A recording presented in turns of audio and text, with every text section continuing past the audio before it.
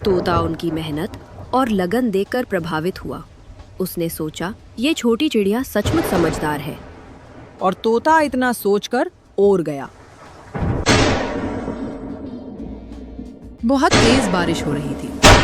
पास के बरगद के पेड़ पर दो छोटी चिड़िया बैठी थी, गुड़िया और पिक्की।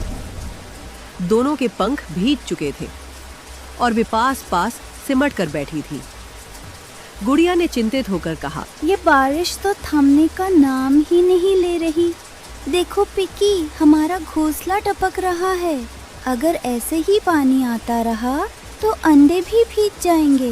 हाँ, बारिश हमें मुश्किल देती है, लेकिन देखो तो जंगल कैसा ताज़ा और चमकदार लग रहा है। असल में यही बारिश पेड़ों को जीवन देती है और हमें भोजन भी। बस हमें धैर्य रखना चाहिए। धैर्य तो ठीक है, पर हमें तुरंत कुछ करना होगा। अगर हमने अपने घर की रक्षा नहीं की तो सारी मेहनत व्यर्थ हो जाएगी। हाँ गुड़िया, ये बात तो बिल्कुल सही बोली हो। हमें तुरंत अपने घोंसले पर ध्यान देना चाहिए। इतना कहकर दोनों चिड़िया उड़कर पत्तियां और सूखी घास लाने लगी। उन्होंने टपकते हुए घोंसले को ठीक करने का काम शुरू कर दिया। बारिश लगातार हो रही थी, मगर दोनों हार मानने वाली नहीं थी। पास के आम के पेड़ से एक तोता उड़कर आया। वह साधारण तोता नहीं था। उसके रूप इतना अनोखा और आकर्षक था कि उसे देखकर कोई भी मोहित हो जाए। उसका शरीर हल्का डोर पीला था। उसके चौड़े और चमकदार पंखों पर पीला, नीला और लाल रंग इंद्रधनुष की तरह बिखरे हुए थे।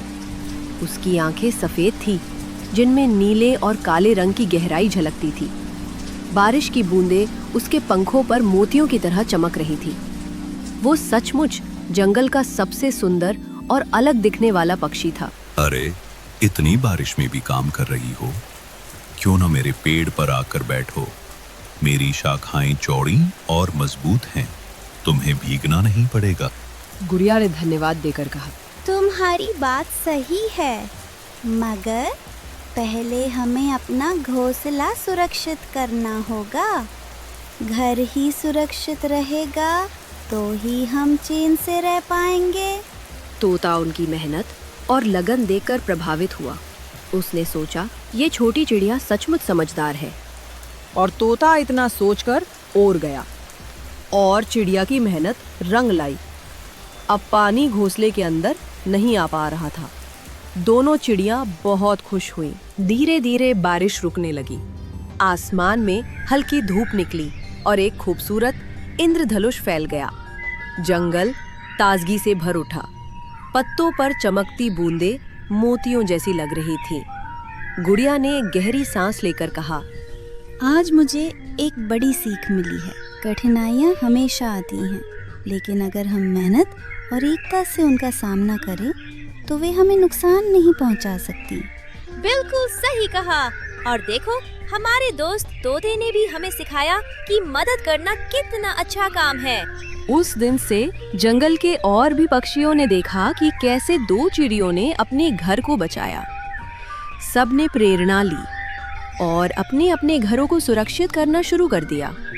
धीरे धीरे ये बात पूरे जंगल में फैल गई कि कठिन समय में घबराने की बजाय मिलकर मेहनत करनी चाहिए। कहानी की सीख। कठिनाइयाँ जिंदगी का हिस्सा है।